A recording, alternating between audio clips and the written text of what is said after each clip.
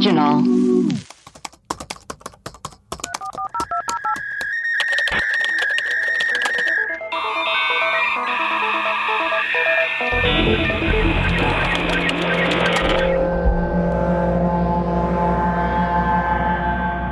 Hello and welcome to Web Crawlers, the podcast where we do a deep dive into some of our favorite unsolved mysteries. Each week we will introduce our topic, lay out our research and findings, reveal some conspiracy theories, and conclude with our own hypothesis. Who knows, we might even solve the case. I am Allie Siegel. I am Melissa Stettin.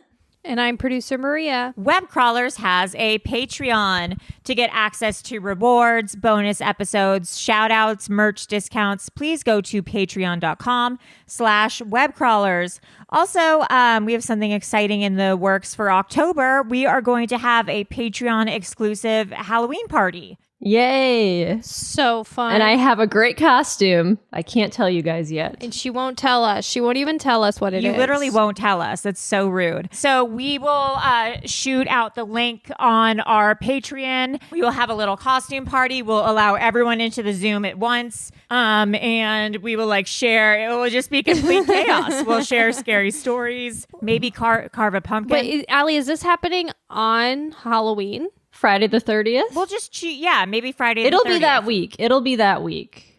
Yeah, it'll be like spooky figure it season out. for sure. Yeah.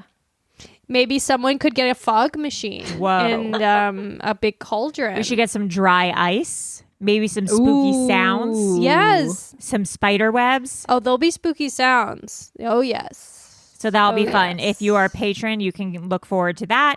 Or you can just donate $2 a month and join in on the fun. Also, please rate and review us on Apple Podcasts. We are so close to 666 reviews. So please get us there. I think we have a few more, right? A few new ones. I think we do. This is from Kristen Rock Your Talk. Says, so I heard about web crawlers when Paul F. Tompkins mentioned it casually on another podcast, and I love PFT, so I thought I'd give it a try. And what do you know? I am so into the show. 3 women and none are annoying. How? Amazing. I love the stories.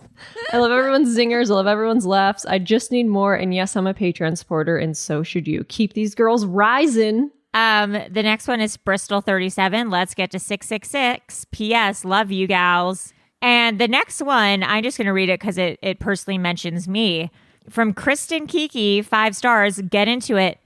Allie's voice isn't annoying after you get used to it. It's an acquired taste, but she's actually hilarious. Great content, and they make me laugh every day. So another shout out to my voice is actually not annoying. Thank you. It's like a fine wine. Well, but they did say they got used to it. Yeah, they said they got used to it. Melissa, who are our new patrons who will be at our Halloween party? We've got Rachel H., Thomas U., Esther D., Amanda, Elizabeth M.B., Corey W., Eileen B., and Kristen T. Welcome. Welcome, guys. We love you. Let's get into our main episode because I'm super excited, and we found some breaking news last night. And I'm not going to lie, I posted something and Chris Hayes from MSNBC responded to it, and Shut up. What did he say? he said, "This is perfection." Wow. No, he did not. He did. That's how. Allie, you could be a news anchor. A new MSNBC. Yes. Allie's a news anchor. I'm literally a news anchor. Oh my god. You're yeah. literally a news Chris anchor. Hayes talks to you, you're literally I a am news an. anchor. I am. Yeah. So Wow. we did some deep diving research last night and the night before. So And this morning. And this morning. So we're exhausted. Melissa, what is our episode today? Our episode today is about Nxivm, everyone's Yes. favorite cult. So Nxivm originally started as an organization aimed at self-realization and empowerment, but became an enslaving sex cult that blackmailed its members, branded them, and collected their money. It was run by master manipulator Keith Raniere and actress Allison Mack, and financed by Seagram's liquor heirs. How was this so-called Hollywood sex cult able to flourish for over 17 years? And we're also going to talk to Sarah Lund, who went to high school with Allison Mack and sat next to her in biology class. Sick. So let's get into into it.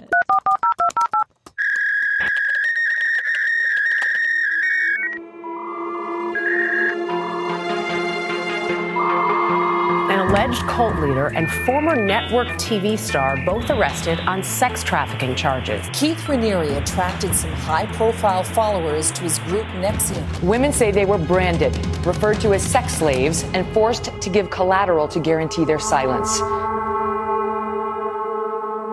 Now, can I ask this really quickly? I know I always jump in, but this was serious. Is it Nxivm or Nxivm? I think it's Nxivm. I don't understand it. And every time I try to do the like Roman numerals or whatever, I always do it in the wrong order.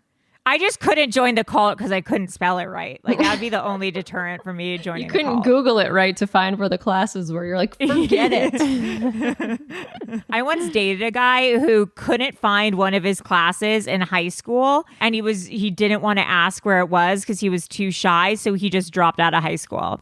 Oh, wow. Isn't that crazy? Yeah. Okay, so to understand how this cult came to be, we have to understand its leader, Keith Raniere, and how he became this international self-help guru who even met with the Dalai Lama.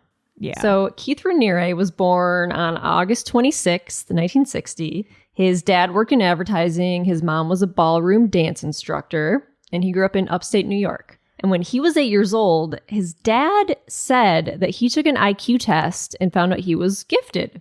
And when Keith's dad told him he got a high score, he started acting differently, like he was better than everyone, which is crazy. You should never tell your kid that they're better than anyone. No. You should tell your kid they're stupid. You should tell your kid that they don't know anything and they'll never know anything. Yeah, that's what you should do. So when Keith was 13, he had tons of girls calling his house, and he would tell them that he loved them, like all of them. Even when he got older, he would have multiple girlfriends at the same time, and he convinced them that men are built to have multiple partners, but women are not. But hold on, how did he get these girls? Because he's a little dweeb. Well, he was like a master manipulator. Yeah, brainwashing. No, I'm sorry. If that guy's talking to me, I'm like, I don't care what you're saying. No. Well, he went after I'm sorry. girls who like have low self-esteem. Okay. So there's some rape allegations as well. So in 1993, is it Rhiannon? Rhiannon. Like, I think it's like the Fleetwood Mac song. So in 1993, a 12-year-old by the name of Rhiannon, Keith was 30, and he offered her free tutoring. And allegedly, he taught her how to hug and then took her virginity. Oh my God. Yeah, and Rhiannon liked hanging out with Keith and all the women around him, and it was exciting to feel like an adult. Ugh. And he has another rape allegation. When he was 24, it's Gina Molina, who was 15, Gina Hutchinson, who we're going to get into a little bit later as well. Yeah, so there's two women named Gina in the same year. Gina Molina, who was 15, and then Gina Hutchinson. Keith claimed that Gina had a soul that was older than her body. She ultimately committed suicide, and we're going to get into that a little more later. We are, because ultimately committed suicide should be in quotations, because the situation around the suicide is a little bit nefarious. Yeah. So he went to college at RPI. He majored in math. Also, one thing that's weird, sorry to interrupt, he was never charged for any of these. No, he wasn't. These cases. Yes. So he majored in math, biology, and physics. His GPA was 2.2. Not that high. Not great for a genius. I did better than him. Oh, yeah. And after college, he worked at Amway, the famous pyramid scheme. He's done nothing but work at MLMs his entire life. He sold vitamins and health products, and this is probably where he most likely learned how to profit off of pyramid schemes.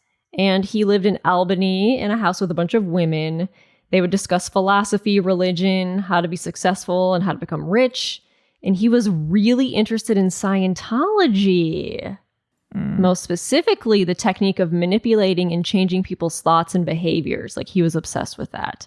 So then he starts a company called Consumers Byline, which is another MLM.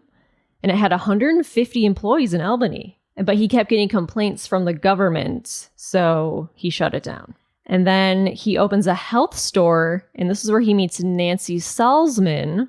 She came in looking for remedies for her chronic constipation. Good for her. And yeah, good for her. So Nancy and Keith started a self-help company called Executive Success Programs. And around 20,000 people took these courses. It was like pretty huge. It's called ESP. And the intro courses were all like very light and very helpful. Like just like when I was a Scientologist for a month, all of the courses were like, oh, this is like really helpful for you. This is how to be a good person. And so this ESP is eventually what turns into Nxivm. So also, I read from Keith's childhood, he was obsessed with this guy named Isaac Asimov. Oh, he's the writer, right? He wrote like I, Robot. Yes. He was like a science fiction novelist, and he had a lot of theories in science fiction novels about like how you could control humans just using data and like brainwashing. It's kind of interesting that like L. Ron Hubbard and Keith were like hugely influenced by science fiction. Oh, interesting. Yeah, but apparently he took a bunch of the foundations of like Nxivm and his MLMs just from the idea, and I guess all MLMs are kind of based on this, but that you could really control humans by, like tracking their movements, tracking, what they do on a daily basis, figuring out what their personalities are, and then kind of like adjusting them accordingly until you turn them into like more like robotic, like artificial intelligence slaves, kind of stuff. Basically. Yeah. So he was like, I guess, hugely influenced by his writings as a kid. We talked about how he allegedly has a 240 IQ. And to answer your question, Maria, I guess he really flaunted that. And like, that was one of the things that women were impressed by. Maybe women because he surrounded himself with a lot of like, quote unquote, beautiful women. And I think he tried to lead with valuing them for their intelligence. So I think that women who maybe had only been valued for, their beauty before, he kind of like went through the front door by being like, you're so smart, you're so deep, you're so spiritual. And maybe that's how he kind of like got to be kind of like valued by. That'd get me. Someone was like, you're so smart. I'd be like, I am? I'd be like, no, I'm not. You're an idiot. I'd be like, she is? No, she's not. Yeah. So by the end of 1993, Raniere claimed he had sold $1 billion in goods and services, and he said that he was worth $50 billion from his MLM. Yeah, However, regulators in 20 states investigated this MLM and alleging that it was a pyramid scheme. He was convicted and he settled for $40,000, but he only paid $9,000 of it, saying that he couldn't pay the rest. Yeah, because he was broke. He was a broke bitch. Yeah, which is funny for someone alleging that he was worth $50 million. Yeah. So then there's Nancy Salzman, who plays a big part of Nxivm. Nancy was a nurse and a hypnotherapist. She was also into neuro-linguistic programming, which uses body language mirroring and hypnotherapy, as well as voice tones. Which is a lot having to do with hypnotherapy, but it's like the decibel and tone of your voice when you're talking to someone. So like, for example, like when you're talking to someone and you might lower your voice to soothe them, and then you might get a little bit louder to kind of like empower them or like fill them with energy. Ooh, that's got chills. I mean, let me tell you, Keith was also really into hypnotherapy, which is a big part of the self-help movement, to be honest. And it could really be used, I think, to brainwash people for sure. And then there was a lot of lawsuits. Keith was really into suing people and threatening them with blackmail and lawsuits if they were to speak out against him. There is a literal video in, obviously HBO has a documentary called The Vow right now that's out. But there is another docu-series, or I guess it's a docu-episode that's pretty long, on identification discovery. Investigation discovery? It's definitely identification discovery. And it's called The Lost Women of Nxivm. There is a tape. First of all, there's a recording of Keith talking about the branding with Allison Mack. and telling about how to do it. There's also a video of Keith, and it's actually like a real video. Like you can talk with Allison Mack is just an audio recording. But then there's also a literal video, and you can see him on camera of him talking about how people have been killed due to his beliefs, that he's had people killed. Yeah, whether or not that's true, who knows? We're going to get into that. But he uses blackmail and lawsuits. And then obviously later, the quote unquote, something we'll talk about, collateral, in order to kind of keep people in line and continue doing his malpractices. Keith has described himself as one of the world's top 3 problem solvers.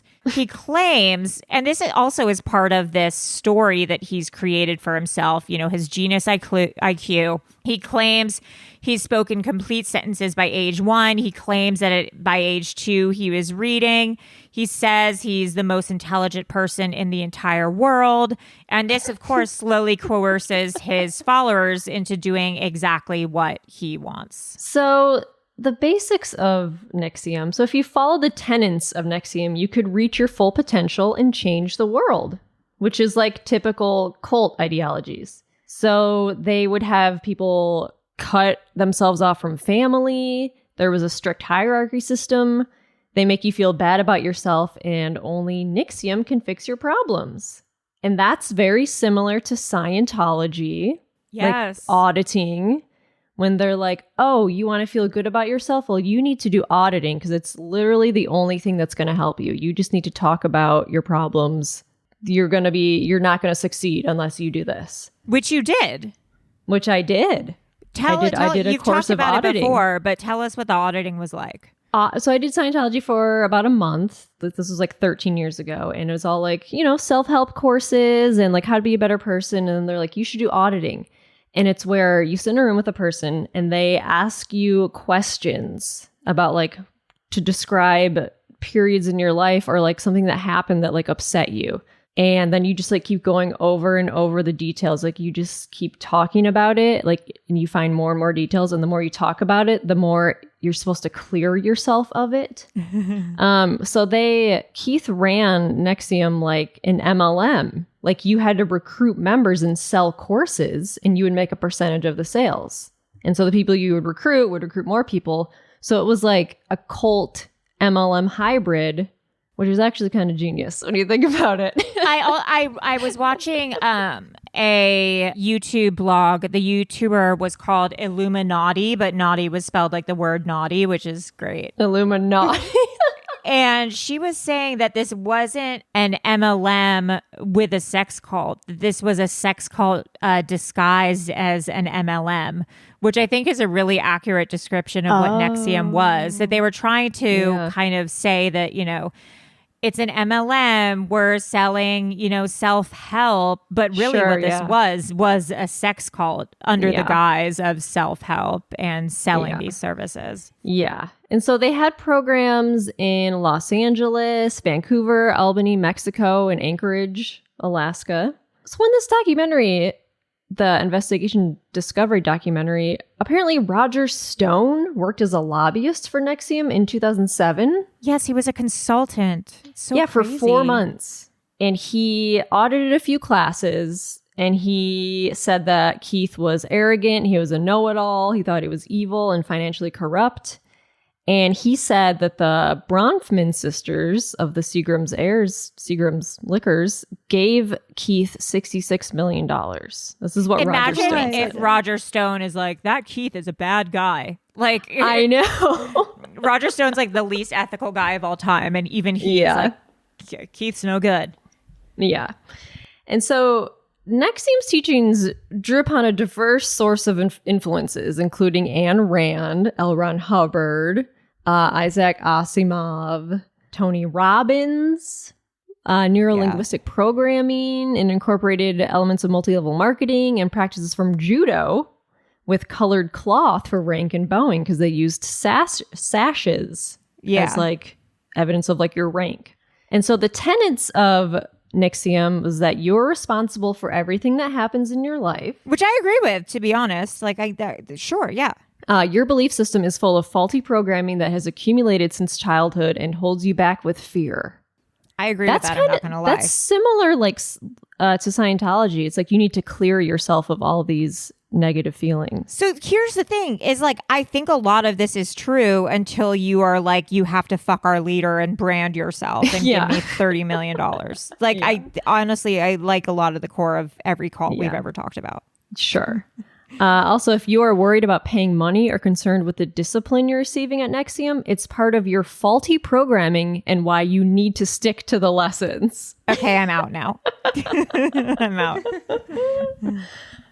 So this 12-point mission statement is that success is an internal state of clear, honest knowledge of what I am, my value in the world, and my responsibility for the way I react to all things. This is written by Keith. Yes, there are no ultimate victims, therefore I will not choose to be a victim. Okay. I am committed to being successful. I understand each of us must raise ourselves and thereby raise all others as all others raise us. This is interdependence. Also, like it says a lot in the documentary that Keith talks so much that you're like, okay, this has to make sense, but nothing he says. Did you see that in that last episode when he was talking and the girl was working on something and she's like, okay, can you like stop talking? Like, I'm trying to do this. Yeah, she's on the computer typing. Yeah. And he was like, I could, but I won't. And I was like, oh my God, stop. Oh, it was so gross. Keith is that guy where if you're working at a coffee shop with headphones in, he will come over and talk to you and continue talking to you after you put your headphones on. He's like Mark Sargent. Yes. But even with your headphones on, he talks at a normal level. So like you have to like take your headphones off. You're like, where you're like, what? Why are you just talking to me? I can't hear you. Yeah. Ugh. God, it's the worst. Success in my own right is my earned success. Okay. Successful people do not steal and they have no desire or need to steal. I will not steal anything. I will always earn what I need and desire. Okay. The methods and information I learn in ESP are for my use only. I will not speak of them or in any way give others knowledge of them outside ESP. If I violate this, I am breaking a promise and breaching my contract. So that's saying that like this is like a confidentiality thing, like all the teachings in ESP. Yeah, I wonder if like they have to sign a literal contract or NDA. Oh, I'm sure they do. I know that the quote unquote collateral kind of did the purpose of that, but I wonder if there was other such literature. Yeah. True success is never at the expense of others. As a successful individual, I will never envy another's success. I will rejoice because I realize the success of others raises me up just a little bit more because I am also part of the human team. You raise me up so I can. I pledge to share and enroll people in ESP and its mission for myself and to help make the world a better place to live. So that's like straight Scientology. Straight up Scientology. So new recruits paid $7,500 for 12-hour intensive using methods stolen from various self-help programs and hypnosis. And a former member said she recognized a lot of the techniques from the book Stress Management for Dummies. Oh my God. That's so sick. That's Like, so that's so cool. That's so I love funny. that. I think I want to start a religion and have our book be spirituality for dummies, and everyone has to buy it. There's probably some deep stuff in there. Actually, Nxivm's good. That's how they get you. Nxivm's good. That's how they get you. And then there's the sashes. The more courses you took, the more sashes you would get. They were like different colored and like you wore them. That's how people knew like what tier you were at. And also you were supposed to get a new sash every 6 months based on how like all the classes you were taking. And you would have to like pay, you know, basically you were paying for the sash color because that was like a sign of like respect and notoriety within Nxivm. But cool. you know, there's this part in the vow where I can't remember who it was, but she's like, you know, after 6 months I wasn't getting my sash, and they said, you know what, you actually didn't learn enough to get the sash, so you're going to have to pay more and take some more lessons. So much like Scientology, it started becoming this thing where they make you really desire this sash color. Yep. And then they're like, oh, actually, you're not ready for it yet. You have to pay for this other lesson. Crazy. So then I was reading about, obviously, there's a trial right now with Keith and about Nxivm. And some former followers of the cult have said that there were human fright experiments that were placed on followers in the cults. And apparently in the case, there's 20 pages worth of human rights violations that occurred during the cult. So these human fright experiments, according to Insider, the lawsuit claims as many as 200 people were placed in front of a screen with electroencephalogram electrodes placed on their skulls to measure brain waves and a camera to record their emotional response. In the human fright experiment, members believed they were going to watch a video of Keith to test the effectiveness of the cult's ringleader. Instead, participants were shown scenes of escalating violence, including actual extremely graphic footage of the brutal beheading and dismemberment of 5 women in Mexico. What? Jesus. Yeah. Which is very similar to what happened in MK Ultra, where they thought that they were having these meetings with a psychologist, and they thought that they were they were told, and this is what happened to who? Ted Bundy? No, Ted Kaczynski. Ted Kaczynski. They thought that they were, telling their deepest secrets and getting all this like positive information from their leader, and then it turned out that they were exposed to like ridicule or like highly volatile and horrible images. So I mean, this isn't a new tactic. I mean, this is something that is meant to break down the ego so that whoever is in charge can build it back up again. So then there's also Sarah Edmondson. Keith starts recruiting people from Mexico and Canada, and he meets Sarah Edmondson in Vancouver. She is the woman who is in the vow, and she is like one of the whistleblowers. She was on the CBC podcast Uncover Escaping Nxivm in 2018, which it's really good. She was in Nxivm for 12 years. And she left around 2017, 2018. She was also in DOS.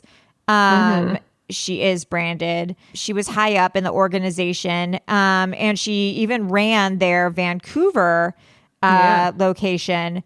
And she was also responsible for recruiting a very important member, Claire Bronfman, who was heir to the Seagram fortune and essentially ended up funding Nxivm in general. Her sister, Sarah, was in the cult, I believe, before Claire. They had hundreds of millions of dollars available to put into Nxivm. Seagram's is a vodka company or liquor? Crown American whiskey.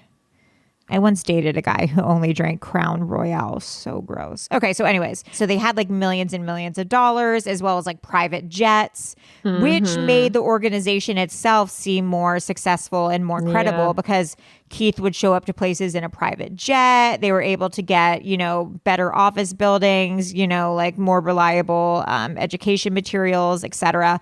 This is also when they all got a bunch of production materials and they started videotaping everything. Yeah.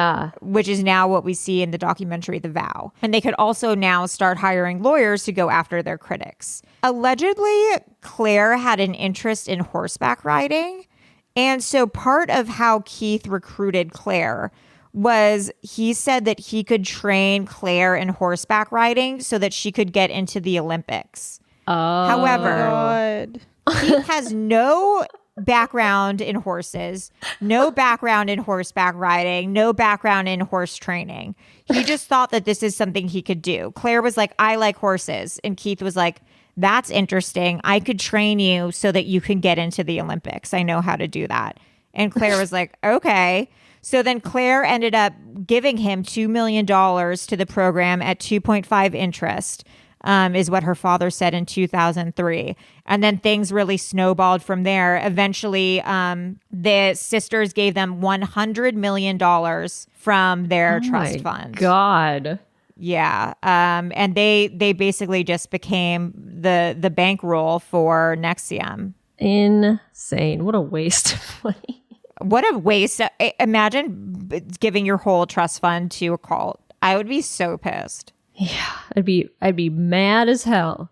Yeah. So then there's Allison Mack. She was the first quote unquote celebrity member I'd never heard of her until this.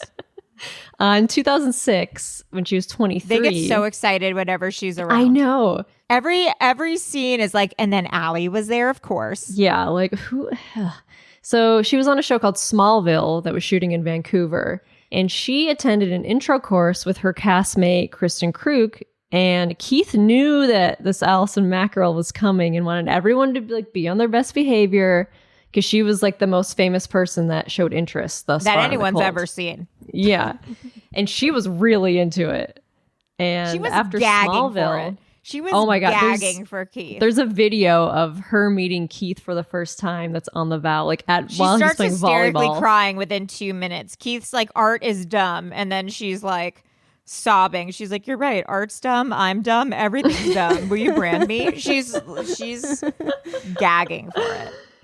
And then after Smallville ended in 2011, she was struggling to find work. So she put all of her energy towards Nxivm, hoping that it would improve her life. And so as she got deeper into the cult, she started withdrawing from her friends and family. And so at the height of Nxivm, Keith starts referring to himself as Vanguard. Well, they all had different names. Yeah. He loved volleyball.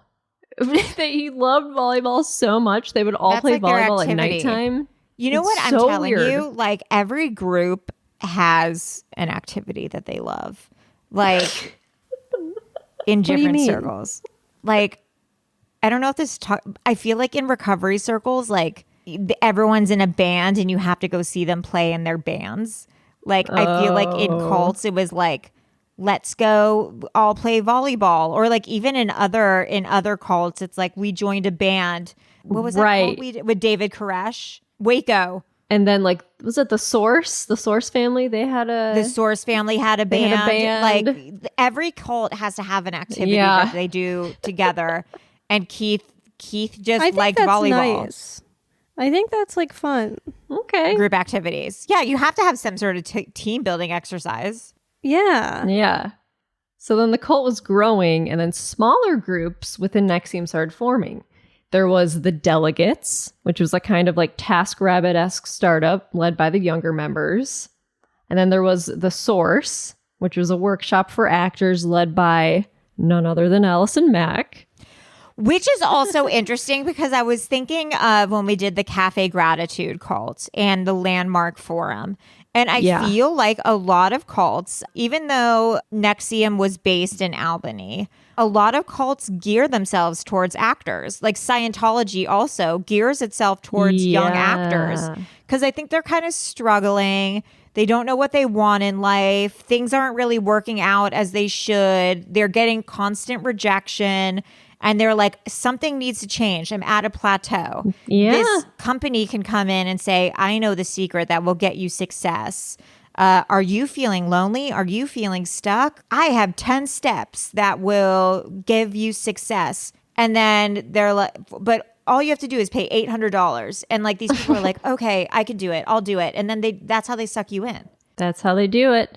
Yeah. That's how they do it. And then there's a group called JNES, which was a series of $5,000 a pop 8-day workshops that promoted a worldview in which women or men are wired differently. This was run by the women in the cult. This was run initially, I think, by Keith's wife. Yeah. So men were naturally polyamorous while women were monogamous. Men didn't experience the same depth of experience while women are less adept at understanding right and wrong. And Nancy Salzman said, women feel oppressed, and the men would try to stick up for themselves and we would all attack them. We cut them off constantly just because we're excited and impulsive. But we didn't understand that they really felt unheard or disrespected or uncared for. That's so sad. I feel so bad for men.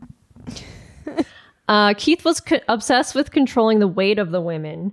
He told one member who gained 10 pounds that her weight hurts his heart and he wouldn't sleep with her until she lost the weight. He also said, quote unquote, fat on women disturbs the transmission of essential energy to him. I believe it. I believe it.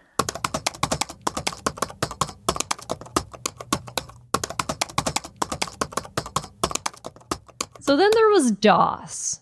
So Allison and Keith were getting closer, and they worked together to start a feminist group called DOS, which means Dominus Obsequious Sororium, which means master over the slave woman.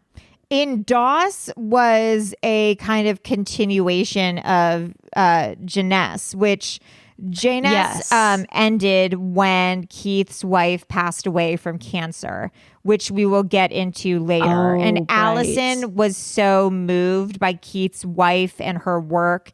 And Allison really felt that Keith's wife took her under her wing. So she wanted to start another group for women because she felt that Keith's wife work really empowered the women in Nxivm, and she wanted to start a group again. So Allison recruited the elite members of Nxivm to join. And I'm assuming elite meant like the hot women. The hot members, the hot skinny members. The members had to send over collateral. So they had each woman send naked photos and videos and written statements about terrible things they've done or secrets they've never told anyone. And they even made up stories about relatives molesting them. Like they just told them, like, make up anything, make up a terrible story about a relative. And so these were eventually used as blackmail. And these women were on call 24 hours a day. They only had, I think it was like 10 minutes to text back their master. Yeah. And they had to text photos of their food and were only allowed a certain number of calories. Like they had to ask for permission to eat. Yeah, it was like, master, may I have this apple? Yeah. So they couldn't have sexual relationships with anyone other than Keith. And they had to re-up their collateral every month. So they had to resend like new pictures, more naked pictures, more like written secrets and stories every month.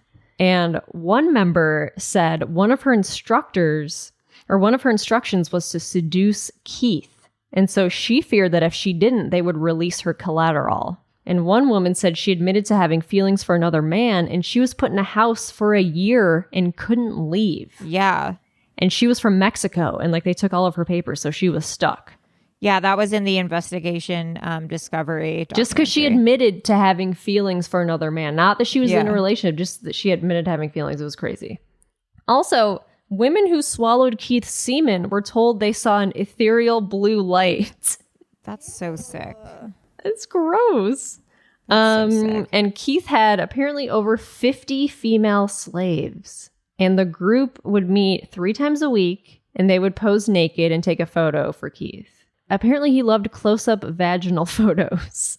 Yeah. And if the girls didn't appear happy in the photo, they'd have to take the photo again. Yeah.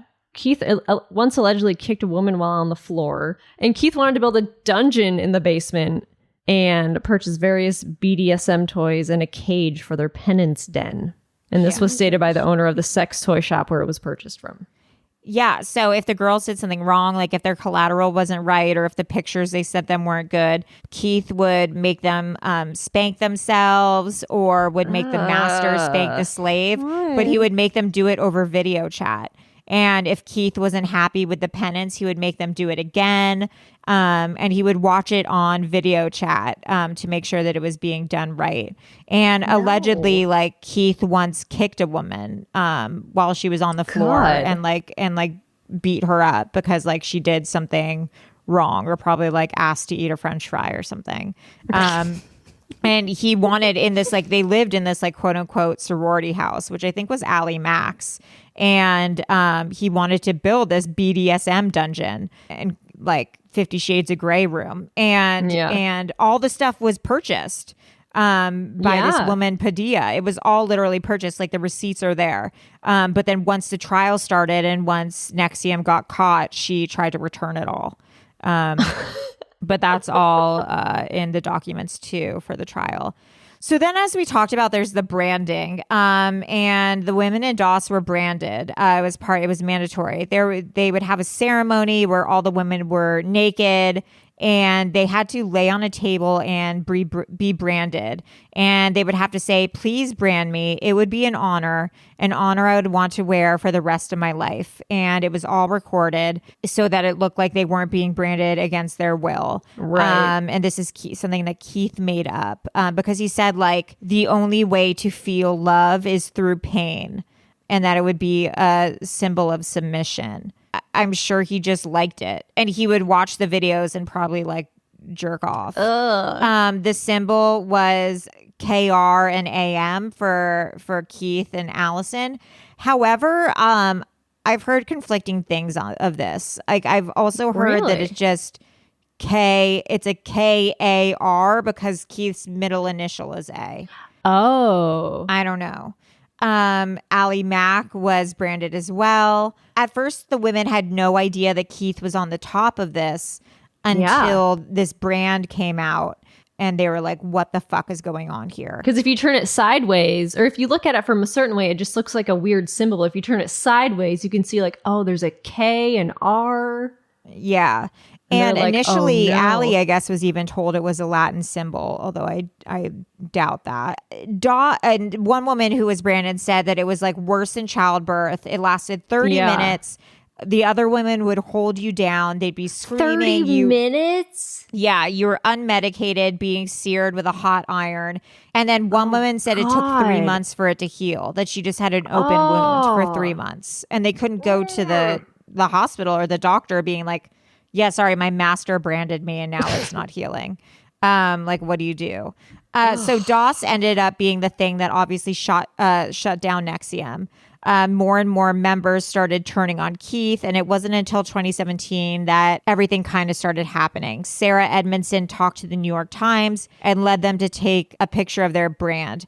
Actually, before this, something happened. It was Frank Parlato, who was a Nxivm publicist, and he was the initial whistleblower. He had a blog. And the women started coming to him. He was an investigative journalist. He's the one in this ID discovery who's kind of leading. And he started getting word from the women that this kind of stuff was happening in Nxivm. Additionally, as he was doing PR, he was hired to do PR for Nxivm to clean up their image because they were getting some bad press. And as he was looking into Nxivm, he realized that Keith was embezzling money. Like he realized like $50,000 was missing and things like this. And he apparently confronted Keith about it. And Keith was like, I don't look into this or you're going to be very sorry. So then that led Frank to be like, something's not right here. I'm going to start looking into it. And then he started uncovering all these things. And I think that led Sarah to contact Frank and be like, Frank, I'm branded. All this stuff is true. This is bad. She showed pictures of her brand to Frank. I think Frank posted it on the blog, and then that got picked up by New York Times. And then the FBI launched an investigation because of that article. And then Keith and some other members moved to Mexico. And then this was also when the podcast that Sarah did came out. So Allison and Keith asked members to delete all the messages between them. And then in 2018, a federal complaint, Keith, aka the Vanguard, took part in forming a secretive group in which women said they were coerced into a slave and master relationship and branded with a design that included Keith Raniere and Allison Mack's initials. And then we know that it is a shit show from there. So then, as we have mentioned, there is this documentary on ID called The Lost Women of Nxivm. I ordered it on iTunes TV. You can get it there. And there's 4 women in this cult. One is missing. One committed suicide and 2 died of cancer. And all of them are under mysterious circumstances. And this guy, Frank, he's implying that Keith, essentially, he's implying Keith killed all these women. So the first is Kristen Snyder, who went missing February 2003. She was last seen taking a self-help seminar called Executive Success Programs at a hotel in Anchorage, Alaska. She was forced. This was her second seminar. Second Nxivm seminar she had taken. She had taken one 16-day seminar, and this was the second one she was doing. She was forcibly removed from the seminar on the 10th day because she was acting quote unquote erratically, allegedly. And then her car was found 2 days later with a note essentially saying that she was committing suicide. A few weeks before her suicide, she apparently took a trip to Albany, New York, which is the headquarters of Nxivm. Apparently, Claire Brothman told someone that Kristen Snyder was pregnant with Keith's child. Oh. And then she disappeared. Allegedly, Keith always demanded that the women who got pregnant by him get abortions, and perhaps Kristen refused an abortion. Oh, interesting. She writes, I attended a course. This was found in her car. I attended a course called Executive Success Programs, aka Nxivm, out of Anchorage, Alaska, and Albany, New York. I was brainwashed and my emotional center of the brain was killed and turned off. I still have feelings in my extended skin, but my internal organs are rotting. Please contact my parents, Bob and Janie, if you find me or this note. I am sorry, life. I didn't know I was already dead. May we persist into the future, Kristen Snyder. So this was found in her car. And handwriting analysis have taken this note as well as other things she's written, because now it's an open investigation. So basically her car was found, but she was never found. And it was found near this lake 2 miles away from Anchorage. And everyone who has ever disappeared in this lake has been found. Like, it's not particularly deep. Right. And she's the only person who has not been found. So the investigation's open since she's still a missing person. And Frank, the private detective and the one who did the PR for Nxivm but then turned against them, and Kristen's wife are like, we need to get to the bottom of this. Like, we think Keith is involved somehow. So they did a handwriting analysis, and they are determining that they do not think that this is Kristen's handwriting. Oh, interesting. Or they believe that it was written under duress. So this is one thing that happened under Keith's watch, where they are kind of like, what the deal is that? What the deal is that? What the deal is The that? deal is that. And then there's Gina Hutchinson. She was 14 when she lost her virginity to Keith, who was 24 at the time. And he talked Gina into dropping out of school for him to become her mentor and convinced her that eventually they would marry and start a family together. And so she stayed like in his orbit like until her 30s. Like, she hung around him and all his groupies. And then she committed suicide in 2002 at age 33. And she was found dead at a Buddhist monastery an hour and a half away from the Nxivm headquarters in Albany. So did Keith kill her or persuade her to kill herself for fear that she might speak out about the statutory rape? And he was apparently worried that the Bronfman sisters wouldn't give him money if they found out about the statutory rape. And Keith also said that he hadn't seen her in months before she died, but he actually did see her a few days prior. And according to Kristen Keefe, a former member, Keith was experimenting on Gina and attempted to mind condition Gina into committing suicide as a way of achieving enlightenment. But really, was he possibly coercing her into killing herself to cover up for statutory rape? Yeah. Also, in this documentary on ID, so Gina was really short and she was very skinny. And she was found with a sweatshirt on, and she killed herself with a shotgun, which is like not a normal gun. I mean, shotguns are what, like 3 feet long? Like, how big is a shotgun? So she was found with a shotgun under her sweatshirt, and then with the barrel in her mouth, and assumingly that she had committed suicide that way. Right. So Frank is like, we have to test this. Can you even commit suicide with a shotgun? Like, can your arm, if the barrel's in your mouth, can your arm reach the trigger? And so they did testing with a girl the same stature as Gina, and they found in every case that you cannot reach the barrel of the trigger of the shotgun while the barrel is in your mouth while lying down. Interesting. So they're like, there's no way she could have killed herself this way unless she was like using a twig or some sort of stick to push the trigger. So what Frank is alleging, and I guess when they ruled this a suicide, they immediately ruled it a suicide. So they did not test if there was any gunpowder on her fingers, or if there was any other footsteps other than hers. So they didn't see if that it was definitely her that shot the shotgun. They did not test time of death to see if maybe she was shot somewhere else and then moved to this location. And they didn't see if it was someone else who potentially shot about the gun. They didn't test for other fingerprints on the gun because they were just like, oh yeah, this is definitely a suicide. So what Frank is alleging is that he thinks that potentially maybe Keith killed her to cover this up. And then there's Barbara Jeske, former member. She got cancer and died in 2014. And then Pamela Kaffritz, she also got cancer and died. Remember we talked about how he lived in that house with a bunch of women? Yeah. And I guess 3 women in that house got cancer, which obviously a lot of the population gets cancer. Sure. But his wife, Barbara Jeske, got cancer and died in 2014. And then his wife, Pamela, also got cancer and died. I think Barbara was the one who started Janus or whatever. Oh, Janus. Janus, yeah. And then there was a 3rd woman in the house who also got cancer, and she survived. So Frank is alleging, like, did living with Keith somehow give these women cancer? Keith was made executors on their wills. Which was kind of interesting. So Frank is like, did monitoring their well-being or their health or their lifestyle or their eating habits somehow cause these women to get sick and die? The woman who survived cancer had kept a lock of her hair from when she had cancer because Keith apparently didn't allow these women to cut their hair. He liked women to have long hair. And this woman, when she had cancer, her hair was falling out. So it was like the one time she had some of her hair, and she kept it from when she had cancer.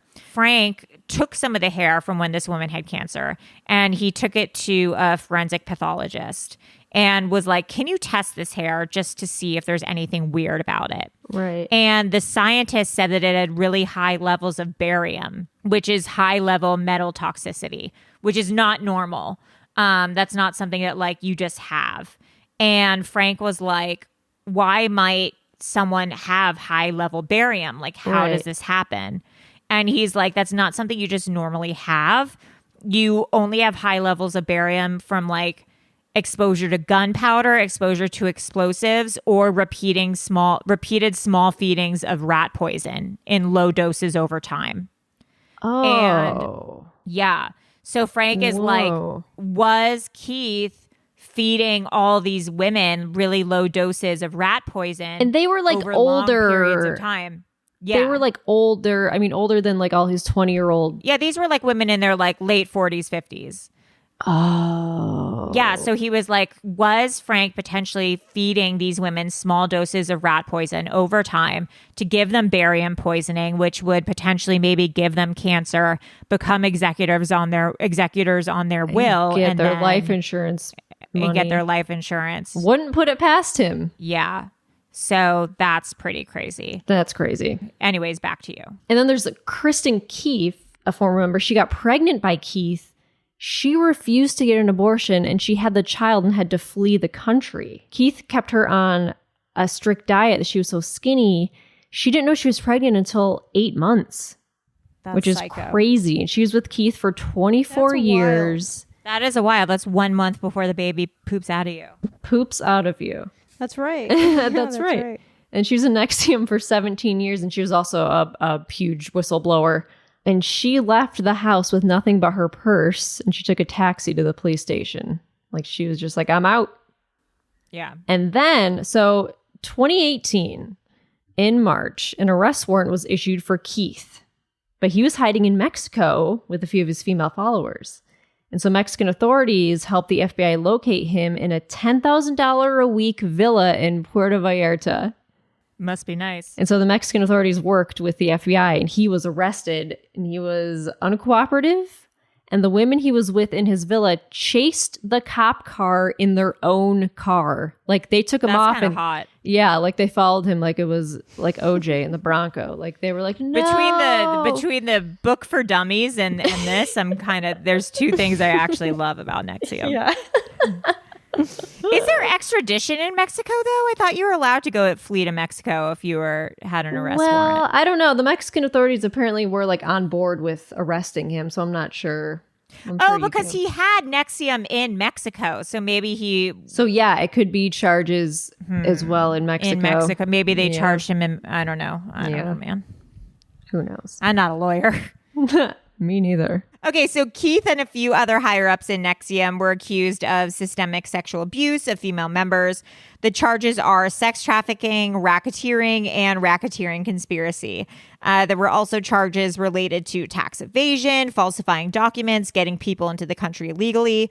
And then, like I said, there's 20 pages of human rights violations. Oh my God, yeah. He also says the age of consent is a social construct. Yeah, gross. There's videos of him being like, in Rome, in ancient Rome, you can do whatever you want. Like, bitch, this is an ancient Rome? Yeah, there's also a video of him being like, kids like being molested. It's only their parents that tell them that they don't like it, and then they change their minds. Like, he's a nut. It's funny because there's a part of me that's like, there's no way it could be this bad. He seems pretty normal. And then you hear some of this stuff and read some of this stuff and you're like, oh, this is very bad. Like, this is actually very bad. Yeah. So then there's a 6-week trial. The trial focused on illegal treatment of women in DOS. The trial was high security. Jurors were brought to and from court in vehicles driven by U.S. Marshals. Yeah. A lot of incriminating evidence presented at the trial, evidence that Nxivm members hacked into computers and paid private investigators to obtain info on perceived enemies, including Senator Chuck Schumer. Yeah. Again, that's like just more Scientology type stuff. Yeah. The jury deliberation only lasted 4 hours. Guilty of racketeering, sex trafficking, conspiracy, forced labor, identity theft, sexual exploitation of a child, and possession of child pornography. I didn't know that. He was guilty of all that stuff. Allison Mack, Claire Bronfman, and 3 other women pleaded guilty to a bunch of charges. Yeah. Keith's sentencing was scheduled for June 2020, but rescheduled because of Corona, I believe, right? Yeah. He faces a mandatory minimum prison term of 15 years and a possible life sentence. 15 years is like too short, my friend. Yeah, it's a minimum. So hoping that he gets more. He's in the Metropolitan Detention Center in Brooklyn, which I read last night is where Ghislaine is. Yes. That's wild. That's crazy. So Allison Mack, her sentencing was originally for September 11th, 2019. Never forget. But it is now unscheduled. Yeah. She is on house arrest with her parents taking online classes at UC Berkeley. The class she's taking is Gender, Sex and Power, History of Human Rights. Uh-huh. It sounds to me like she's taking that in order to like defend herself. Yeah. Which is crazy. Yeah. She was asked to no longer attend the video classes in person, but remains enrolled. Someone on Twitter posted screenshots of her like on the Zoom with like her name written underneath, like talking. It's crazy. I'd be like, I don't like this class seems bad if there's convicted sex traffickers in it. I'm going to opt out of this gender class. Yeah. So she's married, by the way, to another Nxivm woman. She's married to Nikki Klein, who's an actress on Battlestar Galactica. Allegedly, the marriage was set up by Keith so Nikki could stay in the U.S. Because she's Canadian, I believe. Yeah. Who isn't? Also, someone, I think it was Louis Peitzman, who wrote us, who said that he thought they were married so that they couldn't testify against each other. Oh, that's... Yeah, because I think there's some law where like married people can't testify against each other. Is that true? That seems weird. I remember that from The Sopranos. Because Christopher... Hey, give me a meatball. Okay. Exactly. Federal law on... All right, Allie, that's really wrong. I got to talk to my therapist. Give me some meatballs first. Oh my God. That's what you think Sopranos is. I mean... Yeah, you're not wrong. Fade to black. Okay, federal law on spousal privilege. Federal and many state courts recognize 2 types of spousal privilege. Spousal testimony privilege, barring testimony against a spouse in a criminal trial. Yeah. Yeah. All right. Okay. Also, I have an ex who literally looks exactly like Keith Raniere. Like, I'm not going to post a picture because I won't, but I'm not joking. Like, I sent it to you guys. They look identical. This is the 3rd ex you've talked about in this episode. That's so desperate. That's so embarrassing. No, it's not embarrassing. It's just like the exes you have all have these defining qualities about them that they're all brought up when talking about a sex cult. Interesting. What's the common denominator in all those relationships? Allie. Yeah, me, my issues, my deep-seated issues. That's so crazy. Wow, that's so dark. Anyways, he looks like Keith Raniere, and I told him, like, in jest, I was like, I sent him a volleyball picture of Keith being like, ha ha ha ha, you guys look alike, and like, it did not go over well. Yeah, no, it was wrong of you to No, do. you ruined his day. It was funny. If someone his told day. me I look like a sex cult leader, I'd be like, ha ha. Wasn't he like, that's literally the meanest thing anyone has Yeah, ever he said, said? literally, this is the meanest thing anyone's ever said to me. And then we haven't talked since. We're like friends now. And he just like, I think that was a friend. I burned that bridge. Oh. Whatever. Anyways, then last night we did some heavy investigating and found out something crazy. Yeah, apparently there's a link between Jeffrey Epstein and Nxivm. Yeah. So apparently Epstein was friends with the Bronfman family. They were in his black book and they were seemingly involved in real estate together. Interesting. And so Jeffrey Epstein was Edgar Bronfman's, the father of Clarence and Bronfman's. He was his tax advisor when he worked for Bear Stearns. And also Ghislaine's father, Robert Maxwell, was business partners with Charles Bronfman when they were like Crazy. trying to buy this like media thing. It's nuts. Crazy. Yeah. So, I mean, because they're like super rich people. So, of course, Jeffrey Epstein is like connected to them in some way. Also, there is this weird thing where I'm like rereading it and it doesn't really make sense to me, but there's something about Prince Andrew that's also involved. Oh, because on the vow, that woman, Catherine Oxenberg. India? Well, Yeah. India is a member of the cult. Her mom is the one who's trying to get her out.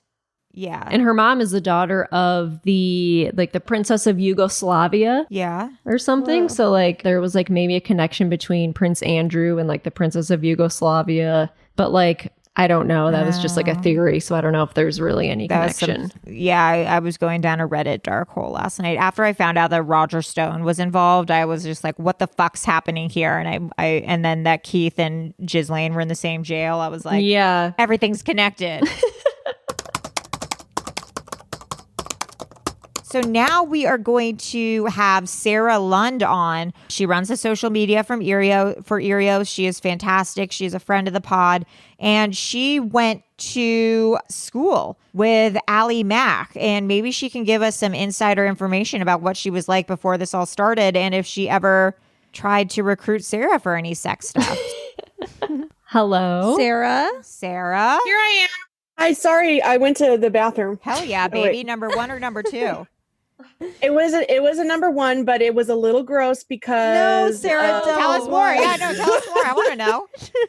Are you ovulating? No, but it was the surprise lady time. Oh, got it. Well, that was close. So you, first of all, introduce yourself to our listeners. We just introduced you a little bit, but introduce yourself too. Well, hi listeners. I'm Sarah Beth Lund. Sorry, that's why I have a crazy laugh. I am the what do you call it? Like the social media mistress. Yes, Madam. that's exactly what we call you. Yeah, Social media mistress. aka Soft Mess Lund. Amazing. Yeah. So you went to high school with Allison Mack, right? I did. We had, I think it was like freshman. So freshman and sophomore year, she was at my high school, which was LaSalle High. And then I was also part of the OSHA program, which is like Orange County High School of the Arts, but it's in Irvine now, I think, but it was on the Los Alamitos campus. So she was in musical theater and I was in visual arts. Wow. Wow. Our main like contact though was that we had freshman year, we had biology together. Because it was like a public high school and then the arts high school was on the campus, the couple of like artsy fartsy kids that were in the class would all hang like, sit next to each other. Wear berets together. Yeah, basically. So we had like a commercial dance girl who was kind of a little bit of the like the slutty girl a little bit. She always had like crop tops and was like sexy and had belly chains. And then it was Allison and then this guy, Nick, who everybody had a crush on, but who was clearly gay. But that's how it works. A freshman year high school, you don't know the difference. You don't know the name. So I mean, I didn't really have like a relationship with her beyond like superficial. I think we probably ate lunch together once or twice, but you know how it is when you're just a teen. She was very much like, I only knew because she was in Camp Nowhere. I was like, she was supposed to be in Camp Nowhere. Yeah. It's weird that in the vow, she's not like, I'm Allie Mack from Smallville, obviously. She should be like, I'm Allie Mack from Camp Nowhere, obviously. Camp Nowhere. Camp Nowhere, Melissa, is a 90s movie that's like really bad. I saw it in theaters, and I remember like my mom being really mad that we saw it because she was like, that was so bad. I can't believe you like made me sit through that. It's not bad, Maria. It's actually really, really good, Maria. That's the one where they're fat with Ben Stiller, right? No, that's Heavyweights. Oh. You know who's in this one? Keegan? Is it Keegan? The other cult guy. Andrew Keegan. Andrew Keegan is in it. Do you think that Allie Mack was influenced by Andrew Keegan in that movie? Like Andrew Keegan spit some weird cult shit at her then, and then she just grew up. She's been mind controlled since youth. It's possible. All I know that you guys should revisit that movie because it was very sexy. My fondness of it was like, ooh, this is kind of like a sexy kid movie. You heard it here first. What was she like? What was she like in high school? Like what did she wear? What was her clothing? Maria, I don't know if you showed the ladies the picture I sent you. Your high school yearbook. We'll post that. I sent them all. I don't know if you noticed, we are both wearing overalls. Okay, so that was Freshman like a thing. year, that was the hot thing, is overalls and like tight tops and scrunchies and just like gross greasy hair. It's basically the same as now. But she and I both had really unfortunate haircuts at the time. Oh my God. She had like that like bowl kid haircut. Yeah. I had a horrifying haircut. My mom took me to her hairstylist who gave me like basically like the Karen haircut of like 1997 with like chunky highlights. I basically looked like I was maybe like a 39-year-old woman, even though I was like 16. She was like really just pleasant. Really? Just like everything I'm sure. child actor style or Yes. musical theater, a little bit fake, but just really like sugary sweet. Did she date a lot, or like what was her vibe with romance? She was very private. Oh. There was no rumors about her or anything. Wow. I mean, my only thing was like, oh, that's the girl from Camp Nowhere. Do you know anything about like her family or like? I mean, I do know that her family still lives in that area because if you guys saw after she got out of prison. Yes. UC Berkeley, she's know. doing like online school at UC Berkeley or something, and house arrest. But first, she did house arrest in Los Alamitos, right? Which is literally, I could get there in like 3 minutes from where I am in Long Beach. Oh my God! So she was there for a couple months in her parents' house down the street from where she went to high school with Amway. How fucking crazy. I don't know. I don't know. There was that article where they said maybe she could go out to get groceries and stuff. So I don't know if I would have gone to the grocery store and seen her or something. I don't know. That would have been, would you have said anything to her? Like, Allie, what was your deal with the cult stuff? I probably maybe would have said like an awkward, like, hey, we went to high school. How are you doing? I would have pretended that I didn't know anything about it. Yeah. That's what I would do. I've been just like, I'm a mom of 4. I live down the street. My husband has a construction business. What sex cult?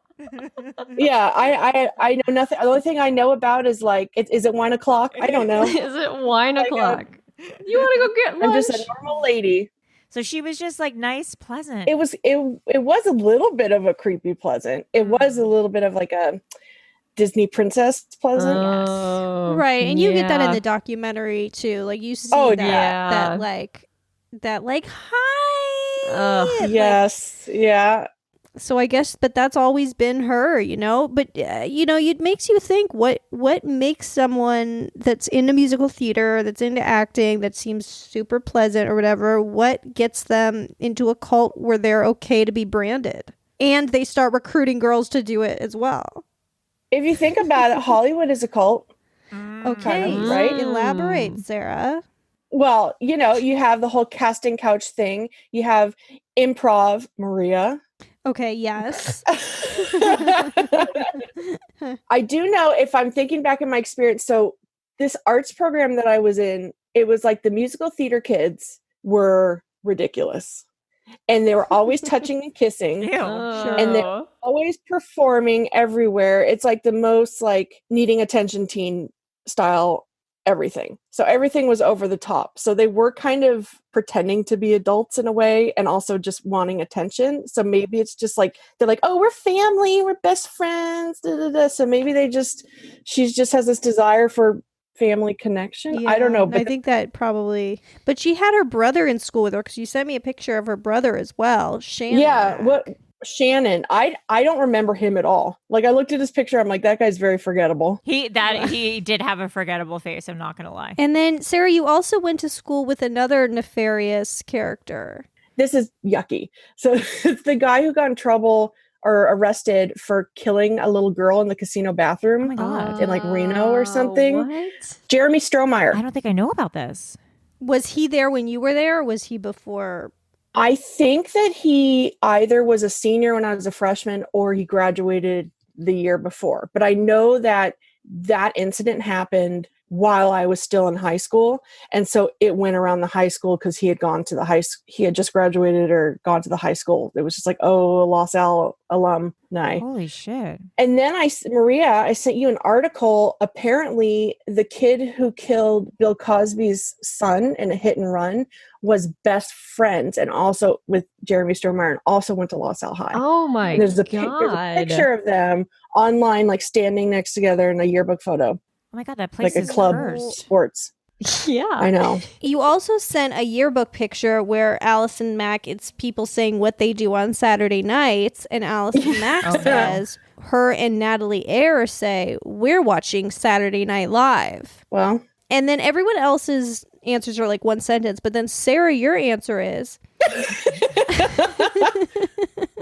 on a Saturday night, I would probably be at Marina Pacific going to see a movie with about 4 or 5 of my friends. And probably afterwards going to Starbucks, having some Frappuccinos. And then you're saying to me that was probably a lie?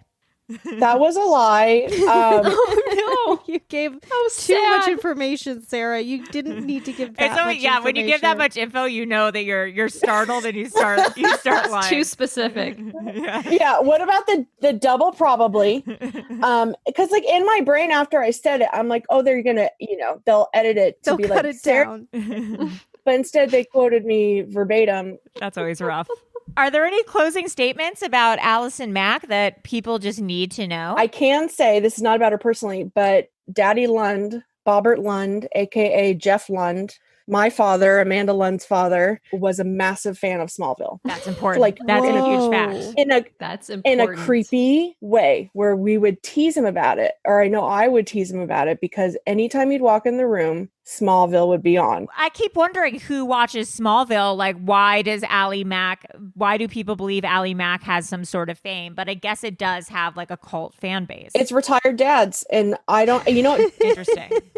Okay, so this is weird. So I think my dad had like kind of a crush on the light girl, the one who first introduced Allison Mack into it and then disappeared. Kristen Crook. But she was like really, really, really, really, really, really pretty. Yeah, she's Canadian. But this is the thing though. But so he also secretly loves the Kardashians. Don't tell me. Well, who doesn't, Sarah? Yeah. Seriously. I think he watches it because he looks at them. You know what I'm saying? Like, because they're pretty. well, of course you can't not look at them. They're in your face. I don't know. I just think he has like a specific type that he likes, like the Smallville girl, Smallville actresses, and Kardashians. Like, Yeah. I don't know. Well, Sarah, thank you so much for this illuminating information. This your first person experience with Ally Mack, and that's pretty invaluable. I wish I had more juice for you, but well, we've got your yearbook pictures. We'll post those because those are those are nice good. to see. It's nice to see innocent Ally Mack, prior to going down the rabbit hole. For sure. Well, thanks, Sarah. This was great. Thank you so much. Yeah, thank you, Sarah. you're welcome. I try. Oh wait. What's it? Oh no. Oh, you're She's sad. got her sash. Oh my God, that's amazing. Sarah just put on her white sash. My white Nxivm. So that means I'm a beginner. What is it Yeah, called? Like you're- a trainee? Or Yeah, you're a introduction? trainee. But you're a vanguard to us, Sarah, always. Aw. There's a vanguard in our eyes. I'll have to make you guys some gold scarves or some purple ones with the Oh stripes my on God, them. please. Oh, Thank well, you. I won't wear mine, but thank you. What a bitch, Maria. You're such a snob. Classic Maria. Classic snobby. Classic snobby Maria. Wait, before you let me go, I'm trying to think of which one of you would have been like friends with her in high school. Uh-oh. And I think it's probably going to be a double alley situation. Yeah, I can already tell. Yeah, I can smell that coming from a mile away. Yeah. I can smell that. Anyway, That's true. All right, Sarah, thank you. bye, ladies. See you on the web, on the Instagram. Anyways, so that's kind of our little summary of the vow. If you guys have any more information, if you know the most famous woman in the world, Allison Mack, if you have ever been in a cult, actually, we know a listener wrote us that she'd been in a cult. We need to interview her as a follow up. Sure. You guys suck, dude. You guys suck. Okay. Anyways, I said This happens every time. Allie suggests something and someone agrees with her. it's the Allie pause. says- It's the pregnant pause where you guys are like, should we say yes to her? Should we play? I was with trying to her? remember who it was. Nah, whatever, dude. Was it the girl that was kidnapped? Yeah, she was Oh, maybe she was kidnapped and not in a cult. My bad. Okay, this one's on me. This one's on me, folks. I'm sure one of our listeners has been in a cult. Someone email us. I'm sure we do. But this one, my Yeah, bad. it's Melissa. My bad, Yeah. fools. All right. Anyways, I am Allie Vanguard Siegel. I am Melissa ESP Stetton. And I'm Maria Allison Mack. No. Bye.